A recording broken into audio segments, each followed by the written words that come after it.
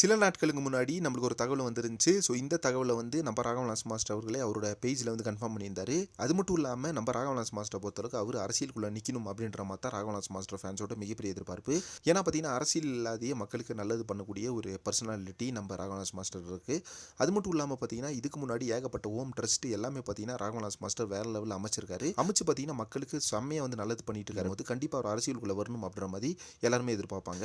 அவர் பார்த்தீங்கன்னா நான் அரசியல் இல்லை. ஸோ இப்போ ரீசெண்டாக வந்து நம்ம தளபதி அவர்கள் வந்து முதலமைச்சர் பதவியில் உட்கார்ந்ததுக்கப்புறம் அவருக்கு பார்த்தீங்கன்னா ஒரு வாய்ப்பு தேடி போச்சு. அதாவது திருச்சி கிழக்கில் நம்ம ராகவலாஸ் மாஸ்டர் நிற்க சொல்லி அதுக்கான சில அப்டேட் பார்த்தீங்கன்னா நம்ம ராகவலாஸ் மாஸ்டர் ஷேர் பண்ணார். இப்போ சொல்கிறேன் அப்போ சொல்கிறேன் அப்படின்ற மாதிரி ரொம்ப நாளாக வந்து வெயிட் பண்ண வச்சு அதுக்கப்புறம் பார்த்தீங்கன்னா என்ன சொல்கிறாருன்னா, ஸோ நீங்கள் நில்லுங்க அப்படின்ற மாதிரி நீங்கள் சொன்னீங்கன்னா நான் நிற்கிறேன், மக்களாக நீங்கள் சொல்லணும் அப்படின்ற மாதிரி சொல்லுங்க அப்படின்ற மாதிரி சொன்னார். ஸோ மக்களும் பார்த்தீங்கன்னா ராகவலாஸ் மாஸ்டர் வீட்டே போயிட்டு இருக்காரு.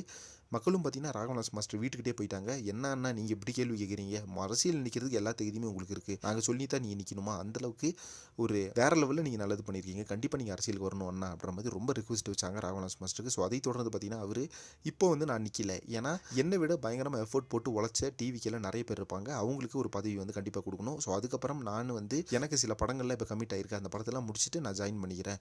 ஸோ சீக்கிரமே பார்த்தீங்கன்னா அரசியல் அதிகாரப்பூர்வ தகவல் ஏதாச்சும் ஒன்று வரும் அப்படின்ற மாதிரி இப்போ நம்ம ராகவலாஸ் மாஸ்டர் அவர்கள் ஒரு அப்டேட் கொடுத்தாரு. ஸோ அது பார்த்தீங்கன்னா ஒரு தரமான ஒரு வேறு லெவலான ஒரு அப்டேட் அப்படின்னு சொல்லலாம்.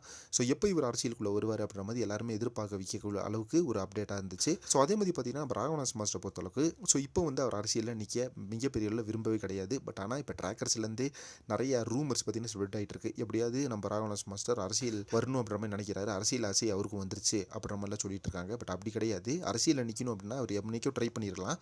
ஸோ இவ்வளோ நாள் வந்து மக்கள்கிட்ட எந்த ஒரு விஷயத்தையுமே சொல்லாத நல்லது பண்ண ஒரு மனுஷன் இன்னைக்கு வந்து அரசியலில் நிற்கணும்னு விரும்புறது கிடையாது. பட் தளபதியோட ரிக்வஸ்ட்னால தான் அதுவும் படத்தெல்லாம் முடிச்சுட்டு நான் இப்போ வரேன் அப்படின்ற மாதிரி சொல்லியிருக்காரு. ஸோ அவரை வந்து இப்படி ரூமர் ஸ்ப்ரெட் பண்ணி அவரோட ஹேட்டை வந்து மிகப்பெரிய ஸ்ப்ரெட் பண்ணுறது கொஞ்சம் தப்பான விஷயமா தான் இருக்குது. இதை பற்றி நீங்கள் என்ன நினைக்கிறீங்க அப்படின்றத கமெண்ட் பாக்ஸில் மென்ஷன் பண்ணுங்கள். ஸோ கண்டிப்பாக வந்து நம்ம டிவிக்கு கூட ஜாயின் பண்ணி ராகவலாஸ் மாஸ்டர் இருந்தார் அப்படின்னா அது நம்ம டிவிக்கு ஒரு மிகப்பெரிய பலமாகவே இருக்கும்.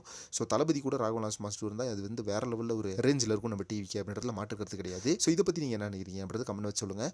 அதே மாதிரி நம்ம தளபதியை பற்றின சினிமா அண்ட் பாலிடிக்ஸ் ரிலேட்டடான அப்டேட்ஸ்க்கு சேனலில் மறக்காமல் சப்ஸ்கிரைப் பண்ணிக்கோங்க.